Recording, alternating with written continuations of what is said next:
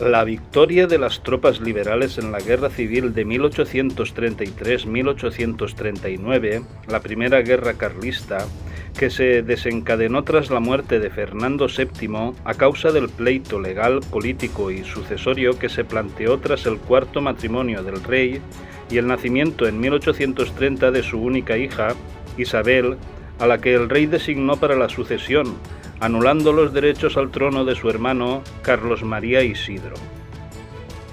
La guerra selló el compromiso entre el liberalismo y el ejército, prestigió a los militares y los desplazó hacia la política, puso en evidencia la debilidad del poder civil y extendió la convicción de que el régimen constitucional, Constitución Progresista de 1837, necesitaba de alguna manera de la protección del ejército.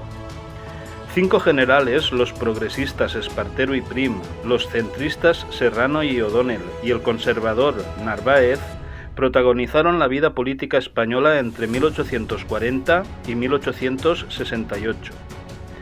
El general Espartero, en 1840, asumió la regencia del país tras un golpe de Estado contra María Cristina y gobernó hasta 1843. Una sublevación encabezada por Narváez y O'Donnell liquidó la regencia de Espartero en 1843. Un pronunciamiento de militares moderados liberales, O'Donnell, Dulce y Serrano, llevó al poder en 1854 a Espartero y O'Donnell, que en 1856 prescindió de Espartero y asumió personalmente el gobierno.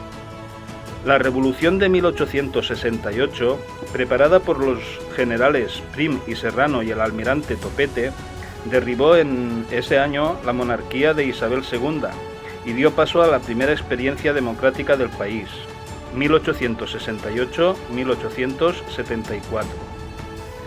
6 años después, otro pronunciamiento, encabezado por el general Martínez Campos, restauró la monarquía en la figura de Alfonso XII, el hijo de Isabel II. Ninguno de los pronunciamientos del siglo XIX dio paso a gobiernos militares. España tuvo siempre entre 1833 y 1923 formas constitucionales de gobierno.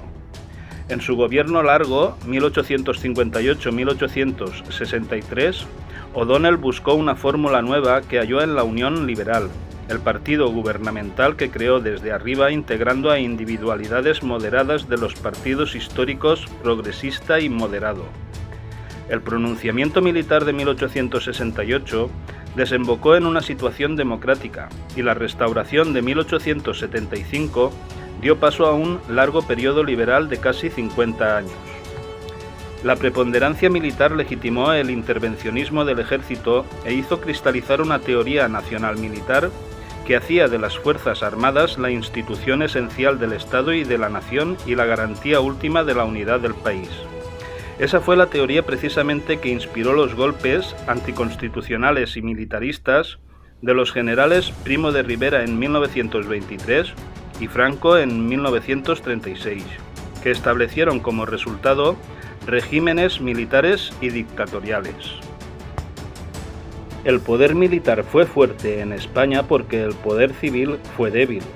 Con sistemas electorales de sufragio restringido, iguales que los de toda Europa, incluida Gran Bretaña, los partidos políticos españoles eran, en el mejor de los casos, coaliciones no estructuradas de personalidades y una reducida élite de notables.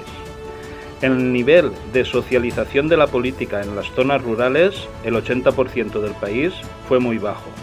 La manipulación y la corrupción electorales se hicieron enseguida endémicas.